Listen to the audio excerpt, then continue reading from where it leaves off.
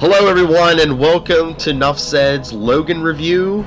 I should recognize everyone here. It's me, Phil, and with me is, well, you probably know her as my co-host from the Wade's World podcast. The best there is at what she does, it's Miss Lil's Hellfire. Thanks. You're welcome. And now you're going to say I'm not pretty? No, I was gonna say, and you should recognize this man. He's all over Nuff Said, especially my co-host on Marvel Roundup, Super Connectivity, and with Moz Manzor, reviewing all the Netflix shows. The man with the adamantium tongue, see, not silver tongue, adamantium, Mr. Charlie Esser. Yay, it's me. Yes, good thing this is the Fox production because we can actually say adamantium. That's right, not vibranium. Not vibranium, yes. I certainly hope Adamant gets a nickel every time they say his metal. Oh, jeez. Yes. So, Logan, I mean, Fox actually got one right. Well, I wouldn't go so far as to say they got one right. No, I would it's say not 100%, but I mean, it's. I would say they did a good. It was a very good film. Its bonds to the X universe, I think, were tangential. Mm-hmm. Not that that's necessarily a bad thing, but it's like which timeline is this? Because I thought we were going with McAvoy now, but I mean, I love Patrick Stewart, but Wolverine, it doesn't matter. Don't you know that? It doesn't matter. So nobody wants these jobs anymore. Nobody wants to be in a Fox X-Men film anymore. Ryan Reynolds. The only one that actually wants to do another Fox X-Men film is Ryan Reynolds. He finally got his X-Men film. He's like, I want to stay. Yeah, but McAvoy doesn't want to do these anymore. Stewart is like, I'm getting too old for this. Even Hugh Jackman just does not want to do this anymore. To be fair, 17 years and 10 movie roles. Saying. Yeah. Yeah. I mean, that's nothing to sneeze at, and let the man move on and go back to Broadway, okay? Yeah, although, to be fair, he does give the caveat. But, of course, if Marvel wants me to do a Wolverine movie, I'm there in a minute. And that's the truth of it, is that, and I mean, that is the tragedy of both Deadpool and Logan, is that Fox finally did some really good X films, and their universe is destroyed. Mm-hmm.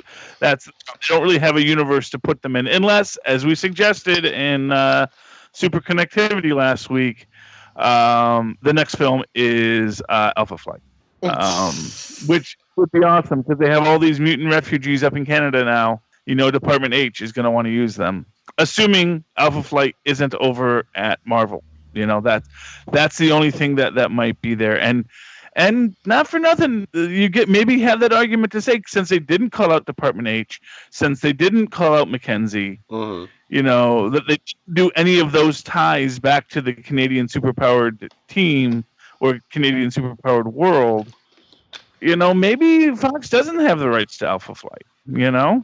Because again, we have gotten calls out to them in Agents of S.H.I.E.L.D., but not so much over at Fox. So yeah, and in the comics, they're with Captain Marvel right now. So yeah. So sad that what's his name isn't playing Puck. Why am I blanking on his name? Never mind. Trask. Who played Trask? What's his name? What's the actor's name? Why can't I remember his name all of a sudden? What, are you talking about, Peter Dinklage? Yeah, too bad. I'm still sad he's not playing Puck. I think he would have been a fantastic Puck. He's Pip the Troll, I told you. Yeah, well, he definitely dyed his hair red. He's either that or maybe he's Red Norvell. Oh, jeez. Hey, they got to get ready for the store, Mm-hmm. Yeah. Yeah, well, him dyeing his hair red, that doesn't necessarily mean anything because obviously, you can be in one of these films and never have your face on camera, Mm-hmm. So he might just dye his hair red because he wants to be fiery. Oh, good Lord. Okay, moving right along. We haven't got the Logan yet. Lilith, what did you think? Uh, this movie, I had to watch it twice because my boyfriend's a dum dum, and I had to explain everything to him. Oh, jeez. I thought you said you enjoyed the movie, though.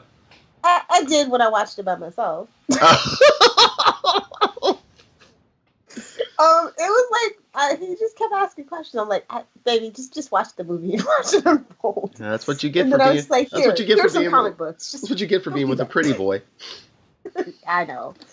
But no, like I liked X-23 from X-Men Evolutions. I think that's one of my favorite X-Men cartoons. So I don't know. I don't know how I felt about her being so super young in this movie. But Yeah, I know. Even in the comics, she was like a teenager. But I mean, it worked. I bought. I bet she could tear these guys up, and she did. Yeah, well, I kind of like that she was so young, in the sense that, first off, it completely circumvents the over-sexualization of female superheroes that you have. If you just have her starting out as a kid, it's like, we can just have her be a kid, which is something I kind of enjoyed there. Yes, she is much younger, but you know what? They're setting her up to have a very long career. Let's face it here. If they do carry on with these mutants, if these are the new mutants that are going to be in the New Mutant series that Fox says is their next thing, they want these kids around for a while. And so going young was the way to go. And I could live with these mutants. They're interesting that they're almost all new characters, except for Richter and X-23. I don't think any of these people had real comic book analogs, did they? I'm sure if you squint hard enough, they might have. Yeah, maybe like in the loosest sense, but yeah, I really didn't recognize anyone else or their power set. Yeah. Although, here's a question for you. Since this is our third Caliban, when Donald says, you used to work for us, and Caliban says, no, I think you're thinking of someone else. Do you think that was a reference to that fact? It was totally a reference. Actually, they brought it up in an interview somewhere. Yeah, it's like, although, much like Colossus, third time's the charm, I really thought they had a good Caliban here, Although I actually thought that the Caliban in Apocalypse wasn't bad. I just kind of felt he was a little too Cabaret, a little too much like the MC from Cabaret, just a little too European for my taste, basically. But this one was very good. I like this Caliban. He's much more Morlocky, and I enjoyed that aspect of his character. Is this like the highest reviewed X-Men movie ever? I'm pretty sure it is. The first one did very well. Did very well critically. The first one, Yeah, but did Roger Ebert give it 3.5 out of 4? Did it get 92% on Rotten Tomatoes? Like everybody loves this James existed at the time. Yeah, these weren't things that existed at the time, so you have to remember that. Yeah, it was. It was 2000. Yes, they existed. Maybe not as big as they are. Well, but the internet was a thing. It was a thing, but it was just a thing. It was, this was back when it was still cool to have an AOL account, man. It was never cool to have an AOL account. Sorry. It wasn't. Sorry. I grew up in California. That's a no. Now only hipsters have AOL accounts like me, except I had it before it was cool. Hipsters AOL and grandpas, yeah. I keep one for junk mail. Yeah, for irony, man. Anyway, but no, I mean, I'm sure it is. Well, actually, I don't know if it's the highest, the best reviewed X-Men film, because Deadpool got pretty good reviews too. So let's keep that off to the side as its own thing. Well, no, I mean yeah. I don't know if they're gonna do that though. I mean, it would probably be a good idea, but I mean, now that you're adding more characters like Cable and Domino, and I mean, I think Foxy's, especially with Hugh Jackman gone, Deadpool's their golden goose now. So Yeah. Or maybe they're just going to focus on Daphne, you know? I mean, which like I said, I think that's not the worst thing they could do. I think that might be the very smart way to go with this, is to really focus on Daphne, Laura, but the actress's name is Daphne, and building that franchise up around her as this, you know, sort of the Disney teen princess star who murders people. Just it's bad people. 2017. Murder sells. Yes, you know. Well, hey, yeah, it was. But so anyway, do we want to do a recap of the plot, or do we just want to talk about where Fox goes next? I mean, we could start with the plot. I mean, if we get that, I mean, whatever you want to do. Well, so one of the things that I thought was very interesting here was that they got rid of the mutants and how they got rid of the mutants. And did that seem believable to you? Well, they did set those seeds way back when in the second movie. They just never really followed up on it with the cure. They did for the genetically modified food. Wait, did I miss something? Did genetically modified food take out the X-Men? What? Yes, that was the whole point of it. Well, you missed it. Okay. Yes. So, because that's the whole thing about the sugar drinks. Okay. And they're growing the sugar on. But you see, and that was this thing, because I was waiting for the reveal that. What's the name of? Oh my God! They stole that from Young Justice TV show. Oh, okay. The light, remember? Oh my God!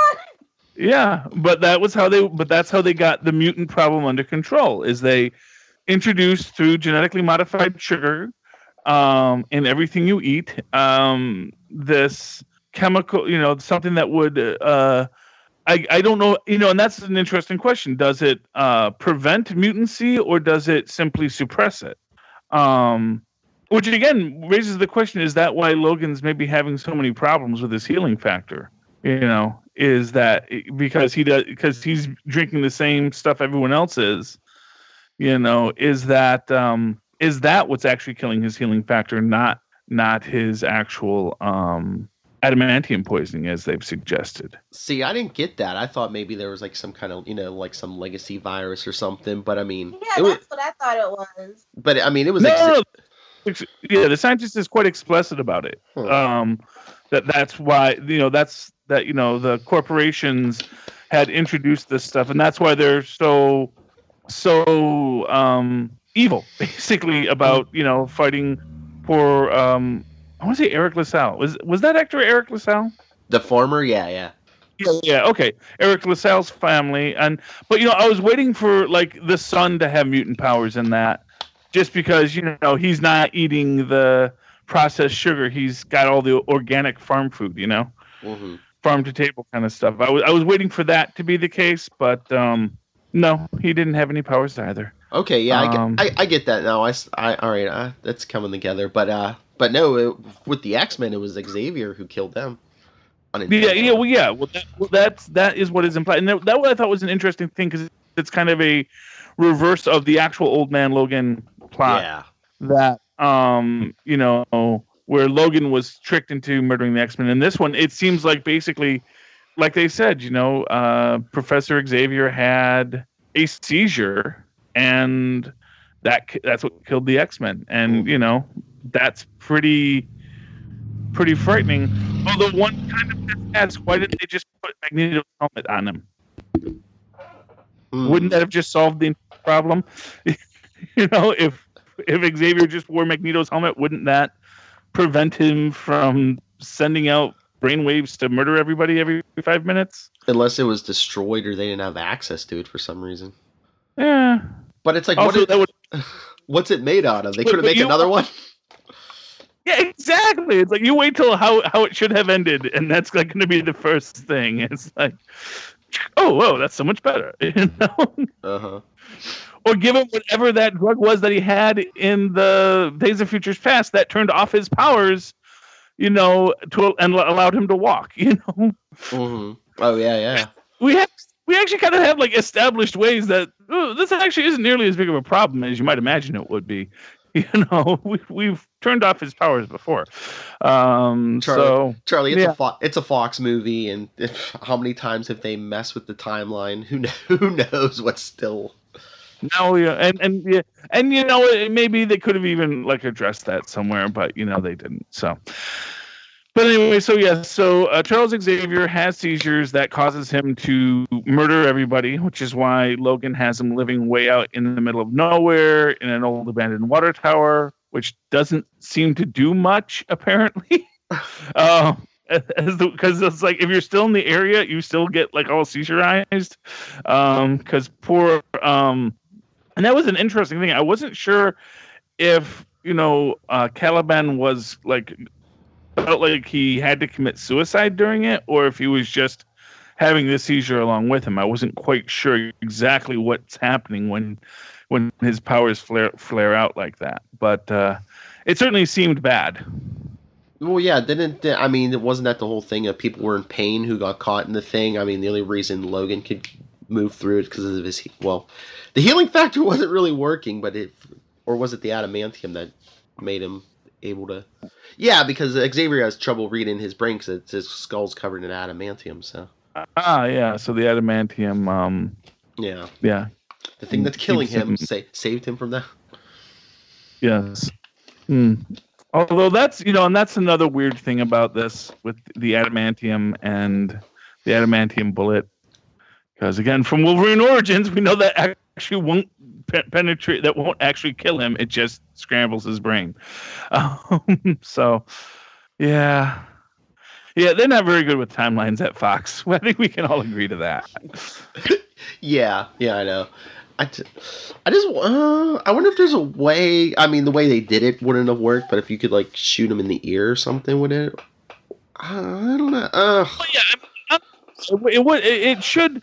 Yeah, you could shoot him in the. And honestly, it actually should work. Generally speaking, He shouldn't have survived the first time he got it in the head. Is basically maybe what the real argument should be. Yeah, that's the part that doesn't make sense. Getting the the adamantium bullet into the head the first time was what doesn't make sense. And actually, it shouldn't have blown out his brain. He should have just had a little hole in his brain where the adamantium went in, and then just oozing brain stuff coming out. That's a pleasant image. But it's a rated R film, so we're gonna let the guts and blood fly and the brain matter. Yeah. Oh, anyway. So basically, Professor Xavier's having these seizures. This nurse approaches Logan because he's a limo driver now. Sure, I guess that's a job Logan could have. See, here's another point. Did you see his man on fire? Come on now. Yeah. Did you see his credentials had his real name? So I was like, wait. So did just like in the comics? Did he get all his memories back at some point? Yeah. He got all of his. Didn't he get all those back? Did he in the movies? I didn't think he did in this Fox verse. I thought after Days of Futures Past he got. I thought that's. Oh, maybe. Okay. Anyway, either way, he's been through a lot. Exactly how he's using his name is a little weird thing there, because it's like, so does it say he's like 400 years old? He could be his one of those weird things. He could be his own great grandson or whatever. Yeah. Oh, well, you know what? I guess it's kind of weird in that is like this is a universe with superhumans. People know they exist, so it's like, oh yeah, he's just one of those mutants. He just lives forever, if you call that living. Yeah. It just seemed an odd choice there. Although I guess it kind of fits into that Alfred Pennyworth idea of ex-murderers deciding that their true calling is, driving rich people around. Penance, man. Haven't you seen Driving Miss Daisy? Wait, was Morgan Freeman an ex-killer in Driving? The subtext you didn't get. Yeah, apparently. I didn't know there was a whole thing about Morgan Freeman behind enemy lines at some point, I guess. I don't know. You have to watch more movies with Lilith Hellfire's headcanon. Yeah, so that movie's a lot more interesting now. Yeah, but you know that is that. Well, it's actually wasn't a thing until recently. Someone decided that, you know, I think it was about the time someone decided that Alfred raised Batman, and then they decided that Alfred was going to be an ex, you know, professional MI6 murderer or something, you know, and then that became all the butlers had to be former, you know, murderers, and now Wolverine's a butler. So full circle, makes perfect sense. Everyone steals from Batman. Just ask Arrow. Yeah. Oh, why do you have an Arrow cave? Anyway, so the bad guys come looking for, so we find out that there's a nurse who's trying to get in touch with Logan. He's ignoring her. And then he finds out that there's this little girl who's being chased by Donald, who is all cyberized and an enhanced murderer. Now, did you kind of feel a little let down by that character compared to his comic book version? That he's kind of been moved to sort of a henching position from a master villain position? He has history in the books, but I think to the general public, you know, they're not going to know the difference. But no, yeah. I just wonder why they didn't use Sinister, because they set him up at the end of Apocalypse, because they had people coming in collecting genetic material from Essex, and that's his last name. So it's like, why not use Sinister? You set him up. Well, you know, I guess they're saving Sinister, or they think Sinister's too ridiculous. You know, they're saving him for a bad X-Men movie. Okay. Yeah. Well, you know what it is. Well, here's the thing. I think that there is this. I think the villains are more powerful when the villains aren't superhumans. When the villains are literally just corporations and governments, and that is sort of that has always been kind of Logan's piece here, is that it's, you know, these movies, the villains aren't, you know, the villain isn't necessarily Magneto. The villain is, you know, whoever is plotting against mutant kind, you know, and that is what we have here. We have these scientists who want to harness and control mutancy, you know, because, you know, you don't want just mutants cropping up randomly, you know. One can make an argument towards that, I suppose, although I think that, yeah, it's a little creepy and a little weird, and it surprises me that it got off the ground, but, you know, it works in post, I guess, is what they could have brought him in, just, you know, slap him in a 3-piece suit, you know, just have him use his real name and not call him Mr. Sinister, because, please, how is that a believable name? It's like calling yourself Bad Guy, McBad Guy, you know. And of course, as I always say, it was always meant to be that. It is meant to be a ridiculous name, because he was meant to be the imaginary friend of an Omega level mutant child. Which, if I ever get to write the X-Men, I'm going to make that the canon again.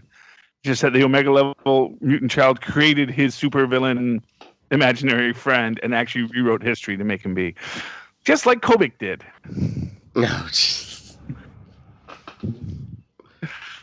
No, anyway, so we move to after the villains have, so Logan gets told by the nurse, you know, we have to get to Eden, this place this is the location. When we get there, then we're going to be okay.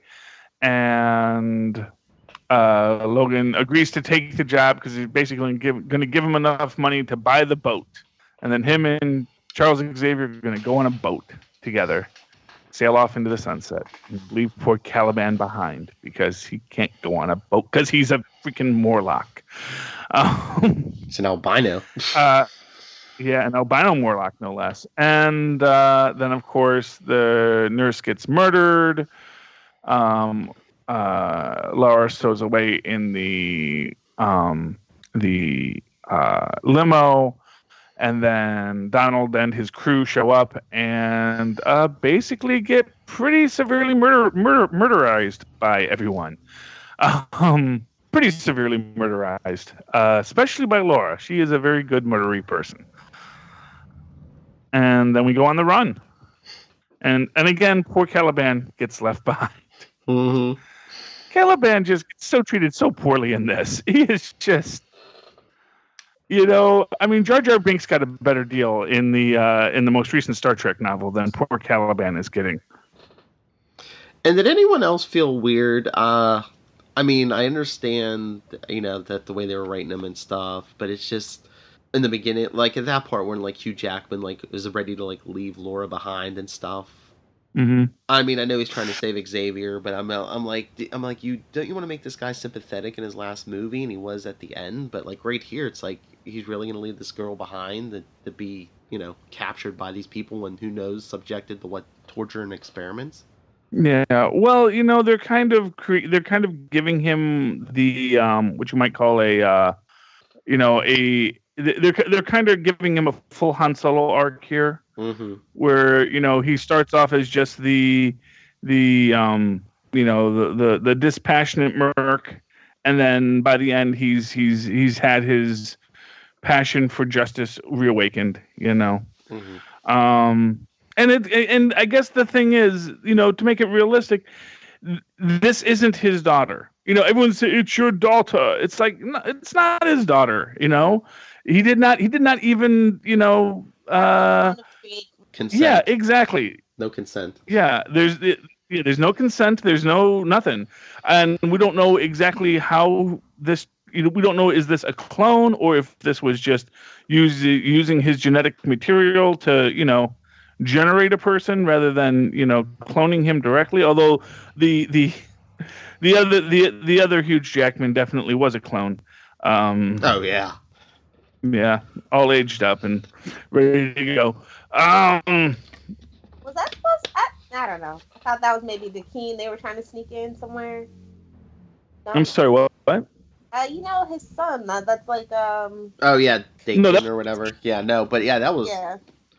That was X-24. He is how he's listed in the credits, and he is played by Hugh Jackman.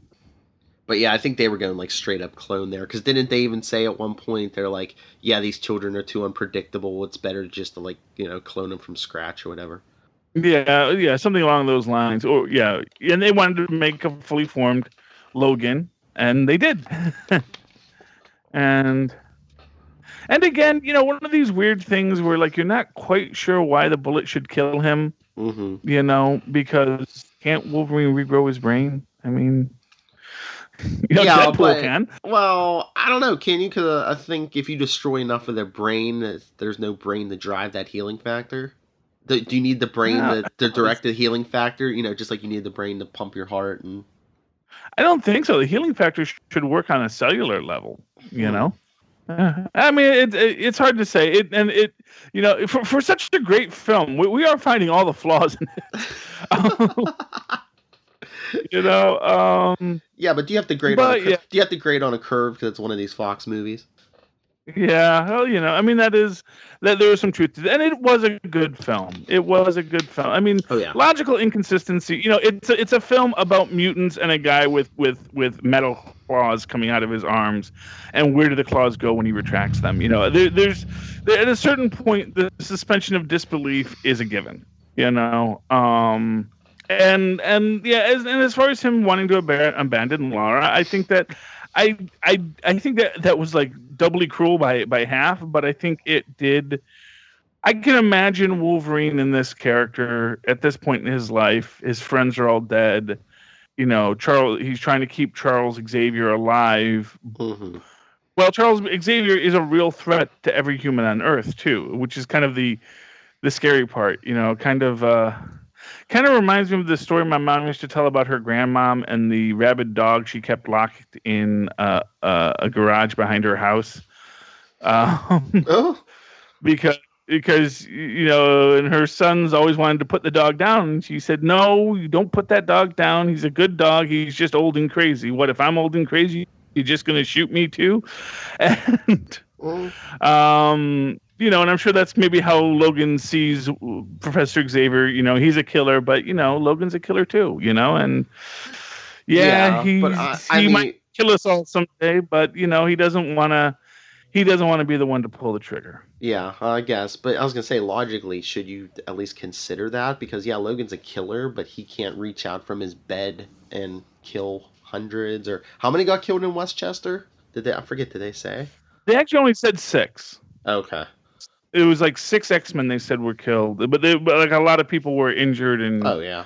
It really wasn't a high body count. It didn't even sound like it was all the X-Men who got killed. It just sounded like basically they were at the epicenter of it, and and maybe the core group died. Yeah. And then meanwhile, like Magneto and the others were taken out by like 5-hour energy or whatever. Yeah, or something like that, or they were all already sentinelized or something. Mm-hmm.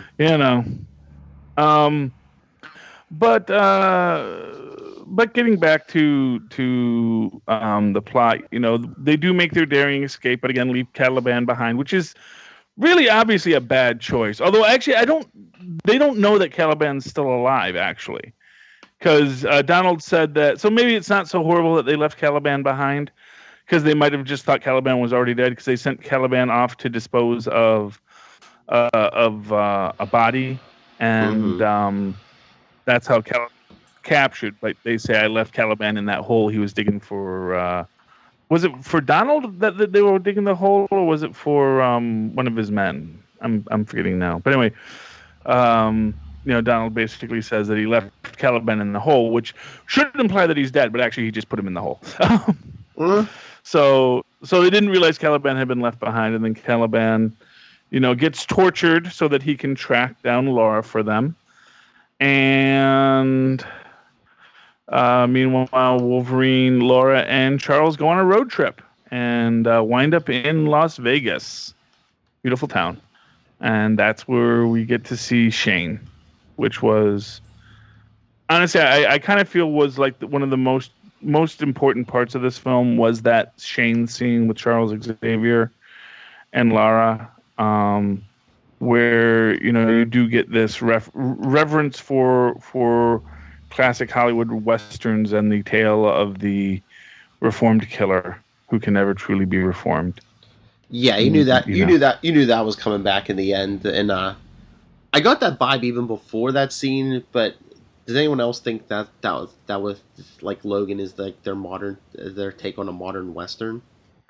Well, I think it's kind of set up in that way, so yeah, probably.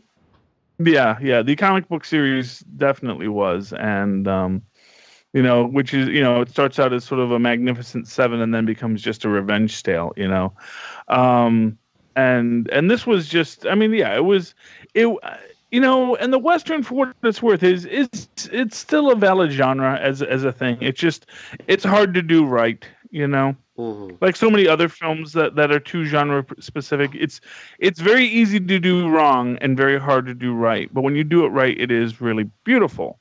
And I think one of the things that we've maybe seen recently with the superhero genre is that it is very easy to do the superhero genre wrong. But when it is done right, as it is done here in Logan, it is a thing of beauty. And to that extent, I think maybe having that cowboy movie parallel is important and maybe even intentional. The idea that western, it's a road trip, and Americans love a road trip movie, especially set in a dystopian kind of thing. See, the latest Mad Max movie kind of thing. So. Yeah. Although for what it's worth, this wasn't that dystopian of a world. It's like there's convenience stores are open and they all are well stocked. And yeah, there are people getting screwed over, but there are people getting screwed over in the world right now. It's not like Eric LaSalle's story in this was so unusual. There are small family farms getting pushed out by corporate farmers all the time, corporate farmers aren't necessarily growing toxic sugar to turn off mutations in children. I'm pretty sure that Monsanto is the devil, but okay. Whatever you say, Charlie. If you want to think sure that's their exact thing they're planning right now in their little headquarters today. No, actually, Procter and Gamble is the company that was founded by a deal with Satan. That's why they have the man in the moon as their logo. And his beard forms the number 666. Oh, I got conspiracies for days, man. I remember when conspiracies were based on corporate logos, not crazy ideas about genetically modified food. Yeah, but it's not that. I mean, it's not that dystopian of a world. It's just a world without mutants. You know, which. So when you think of what mutants are the stand-in for, though, I think that's what most people consider it to be. Yeah, I mean, I can see that, and again, it is a world where corporations and governments have grown to the point where they are trying to manipulate our genome directly without our knowledge, and that's pretty dystopian. But you know, it's not. What I'm saying is, it's not like you're driving through a Mad Max world. You're driving through a world that looks a lot like our modern world, which I think is maybe the most dystopian quality to it, is that we actually live maybe in a world that's a bit more dystopian than we realize. Well, do you think they couldn't go too dystopian because one, it's only 12 years in the future, which you still could go dystopian, but they already kind of did that in Days of Future Past. So wouldn't people be like, wait, didn't we already do this? Didn't they fix this? Yeah, and so there you go. It got fixed, but not in the way they wanted. So. You know, so they do leave Las Vegas after Charles has a seizure, which winds up actually saving everyone's life, you know. And you kind of get the feeling that he kind of induced it in himself, that he kind of tried to use his powers. And I think maybe is like if he tries to use his powers, that triggers his seizures as well, which is why, you know, everyone got put into this, you know, into that state so they could escape. And he did escape, which is good. And they do get, and apparently they get a few days lead on him because it seems, I mean, the timeline is kind of weird there where you almost feel like they're right on their tail, but then you realize when they get to Eric LaSalle's house that no, they're actually a few days behind, you know? And we get, you know, Eric LaSalle's story and man, I was so devastated when that whole family got murdered. Oh yeah. Yeah. You know, I mean, that was like, wow. And I remember, you know, I think my son was saying he was surprised because it's like usually, you know, main characters don't get murdered in these things, and they all got murdered. They broke a lot of rules here, and you know the kindly African American family who takes you in really shouldn't be so straight up murdered by Wolverine clones. I think is what we would say. They got that rated R rating, and man, and they pushed it for all it was worth. Yep. Yeah, well, they certainly. Yeah, they certainly got their arm now. All the murderers. Well, this is also like a rebranding, so it's just kind of makes sense for everybody to kind of go that way. Yeah, but I mean, not even Deadpool had the murderer of random innocents. You know, I mean, that's and Deadpool too. NC-17 and murdering innocents throughout time. Just the fact that you know, Wolverine wants to leave and no, let's stay, James. You know, we need to rest, we need to relax. You know, and it's like Wolverine knows this family is going to get murdered if they get caught here. Exactly. That these people are on a scorched earth camp, and you know, you kind of, and he doesn't want to give away too much, obviously, but you know, it's really sad how that all plays out, especially after Wolverine gets to be a hero and save the farm for an hour before everyone gets murdered. And Charles Xavier's death is particularly painful and cruel, you know? Oh yeah, when Logan comes up, he's like, it wasn't me. It wasn't, you know, Charles. It wasn't me. Yeah, and just, you know, him saying just before he gets murdered by the clone, you know, this was a restful sleep I did not deserve. And then he got what he deserved, I guess, you know. Like I said, it's all just horrible. Everything is just horrible. And I don't mean that in a bad way. I'm just saying it was horrific. Now, what did you think about the kind of twist about Eden, which is that that basically Logan thinks it's all a fraud because they think they're just going to where they saw in a comic book as a location. Well, supposedly the coordinates were the exact coordinates they gave in the comic, so I could see why he thought it was just maybe. Yeah. Yeah, because the idea was they're going to meet at that spot because it's a spot they all knew, all had memorized, and it's just some random location, and from there that's their rally point, I mean, I bought it because Logan didn't believe it was real, so why would Pierce or any of the other ones believe it was real? Well, Pierce knows that's where they're going, and it wasn't real. I mean, that was the point, was that it wasn't.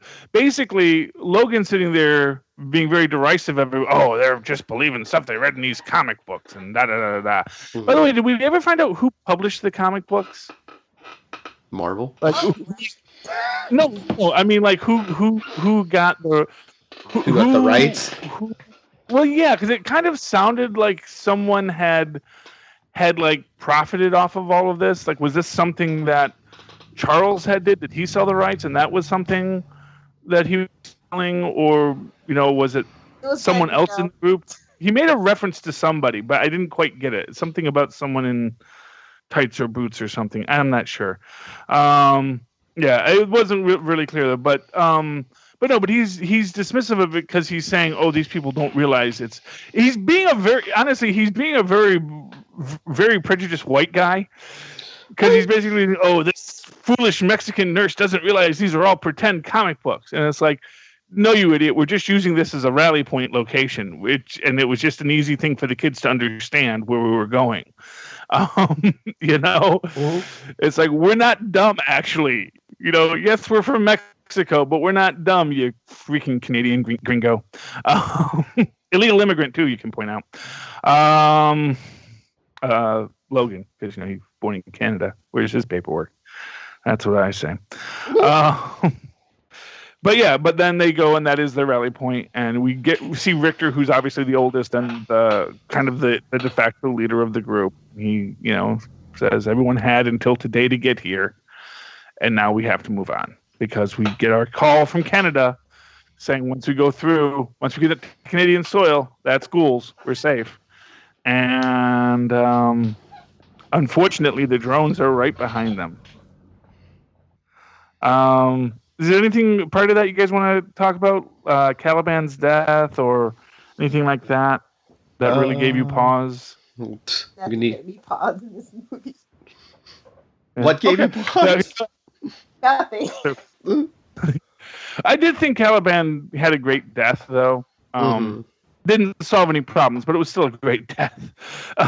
It slowed them down. Probably took out some of their guys and their, some of their weaponry. Because Caliban knew he was dead. He was either dead either way, or they were going to just keep him and torture him and experiment on him. Oh yeah, which they're going to do anyway. Which is kind of that part of that triage there. It says, save his genetic material. He was a good tracker and very intelligent. It's like, oh boy. But maybe we'll get Merchant back in a future episode, a future series though, just as clone. Anyway, so they have the mutant growth hormone that they've basically been giving small doses to Logan to help him heal. And the kids make their run for it. They leave Logan behind because Logan again just rejects Lara once again, just to be as jerky of a guy as he possibly can be before he has his amazing,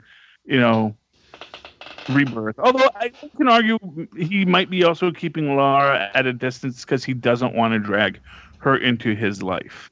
That she's better with these kids. She's better getting away, and that if she's with him, it's just going to he may see himself as luck in that way. That anything he loves gets destroyed, so he'd better not love her.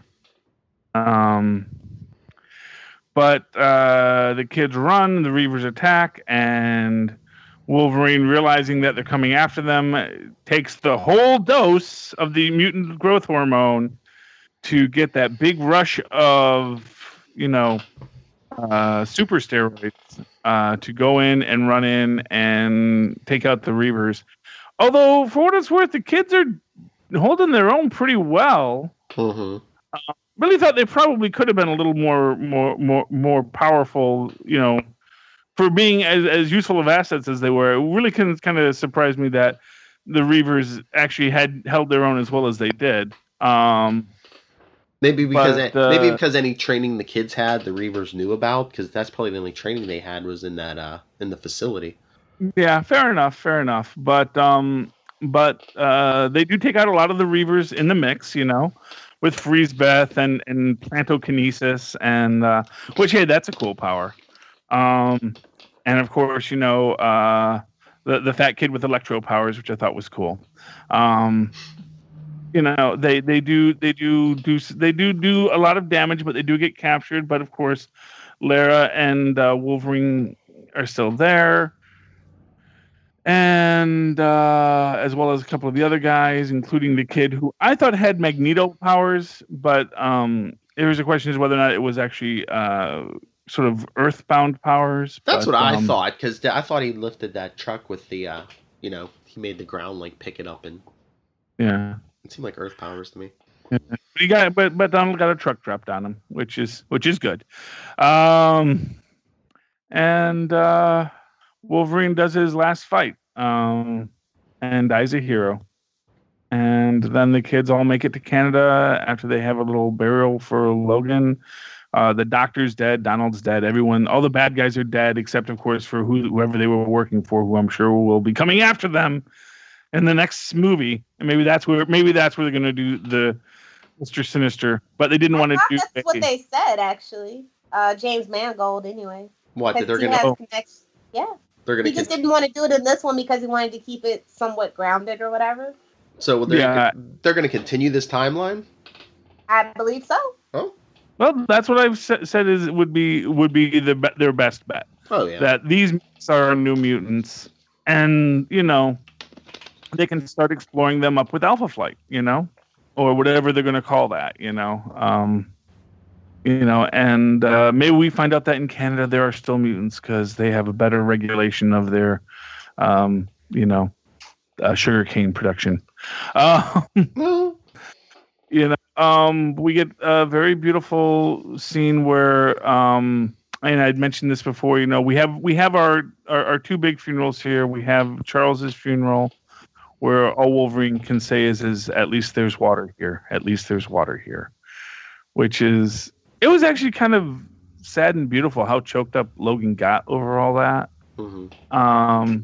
And then we get Wolverine's funeral, where basically Laura recites the monologue from Shane. There are no more guns in the valley. And which I thought was very beautiful, her telling that to Logan, because it almost is basically saying, go home to your mother. Because obviously Logan's mother is dead, and tell her that your work here is done. And then she takes down the cross and makes it an X, mm-hmm. which is probably going to fall over in about a day anyway, but still. It was symbolic. And they all go off to, it's symbolic, and they all go off to their new lives. And why no one thought to do that before, I'm not sure. And of course, Charles Xavier didn't get anything on his grave. He just had, just got thrown in the hole. Sad, but and that was the film. And I cried. I'll admit it. I did cry at the end of this film. This was beautiful. And I'm glad they didn't do a post-credit sequence. Honestly, the pre-credit sequence with Deadpool was all you really. Yeah, I was gonna say that's probably why. Yeah, I was gonna say we didn't discuss that. What did everybody think of that? Deadpool's a jerk. I thought it was unnecessary. It really wasn't. I mean, I get what they're going for, but it really wasn't that. I mean, it could have been a little funnier. It was especially that ending was dark. Yeah, well, They just wanted to say, hey, yes, Deadpool's still coming, and they wanted that phone booth up there. Yeah. Nathan Summers, Hope, yeah. Yeah, they were very Dadaist with it. They were very silly with it, and I think that was intentional. And I think maybe if you want to say that, given the darkness of Logan that you're going to go into, they kind of wanted to say we can still make jokes, although yes, this is still going to be a dark universe. Mm-hmm. So.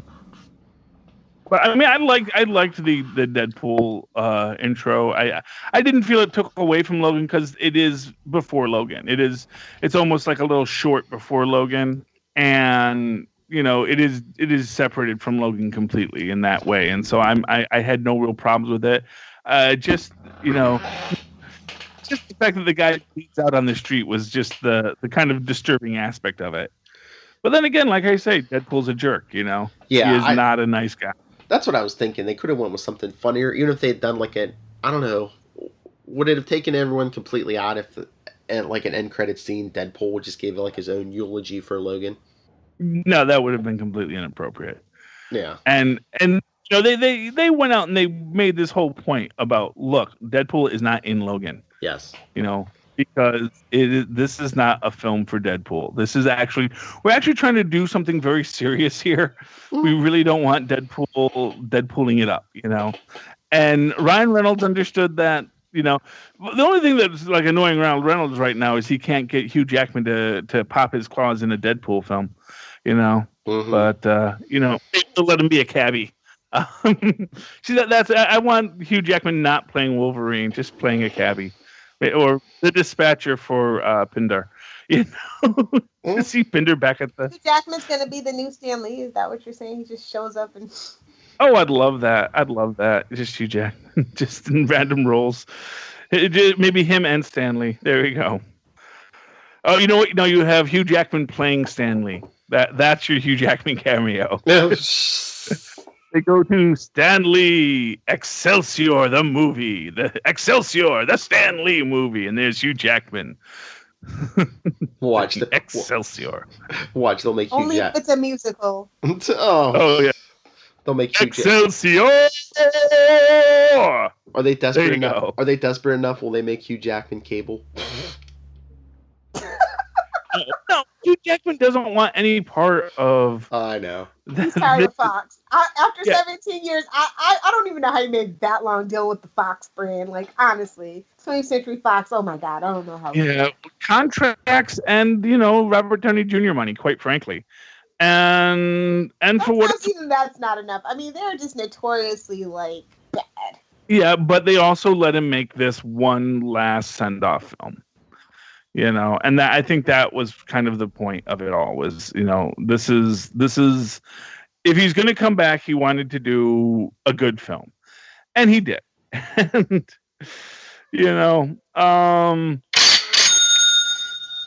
exactly. 17 years. He made his money on it, and now he can do whatever he wants. He can write his own musicals and just do them in the bathroom now for the rest of his life if he so wants, which I kind of imagine he may. He just every morning he's in front of his mirror just singing, "I am Wolverine." Or is he just saying free at last, free at last? Yeah, but it was a good movie. It was a very, very... And I can't wait for its sequel, Alpha Flight. Okay, my last question. Do you think this was good because they didn't try to cram all these X characters in here and they kind of kept it grounded more in reality? Yep, that's exactly what made it so good. Also, the technical aspects were fabulous. The cinematography, the scoring, everything just came together. They took the time with this movie. Yeah, I mean, I don't know if that made it better.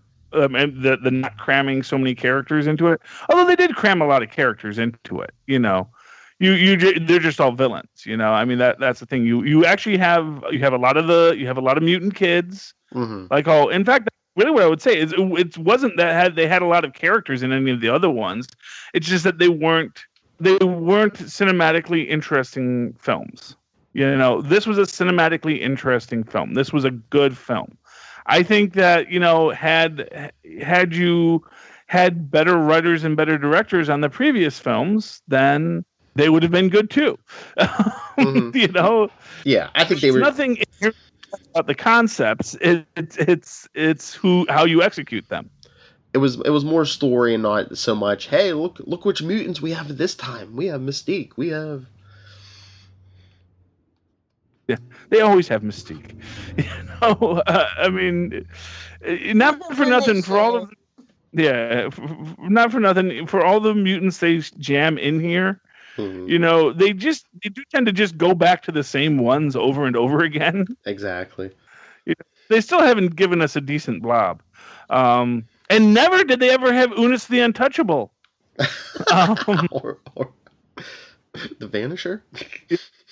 Yeah. I mean, they had a halfway mastermind once, but you know, there's a villain for you that you could do.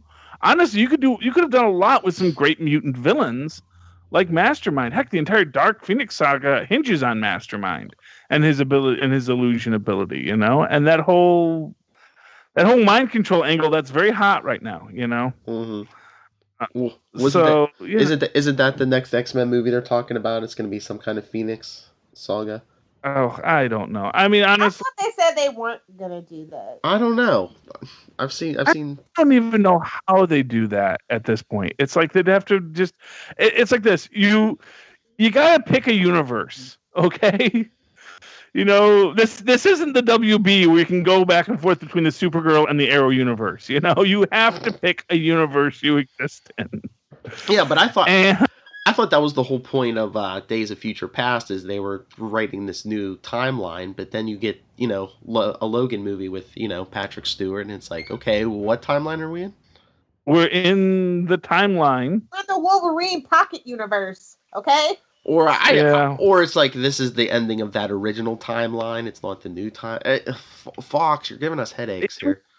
Well, they could do a whole reboot, but it's like, and like I said, and that seems to be what they're going to do. It's just a question: do they want to have any lineage to the previous reboots? You know, but and it's like they've already rebooted once, and now they're going to reboot again, and you know, you have to do that periodically. I get that, but it's a little weird how it has played out in the X universe, and you know, the thing about the X universe is that it has been very disjointed. You know, because they kind of have to be, because they keep on wanting to do new stuff with this, but they've already have an established canon, so they have to keep on going back and forth to try and do new things. But as a result, you don't have any integrity between characters. You know, Mm-hmm. So you do wind up with 3 Colossi and 3 Calibans, and you know. Well, yeah, there's all those continuity shenanigans, and then like Lilith said, this universe has been around for 17 years, so yeah, probably is time for a reboot, a complete reboot. Yeah, and that's fair. It's just sad that they're going to reboot now when they finally got it right. You know. Mm-hmm. That's the thing. But I guess you know, if you've got it right, you can do your reboot and take the lessons learned and bring them forward. So that if you do start out with, you know, an X-Men First Class, or you can't use that title anymore. Yeah, they really have nothing. They've used all their good titles now.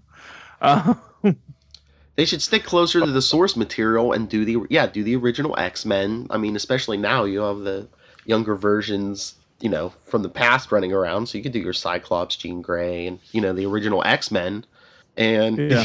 Deadpool's your constant in that universe. Yeah, well, because he breaks the fourth wall. He's a fifth dimensional imp. You know?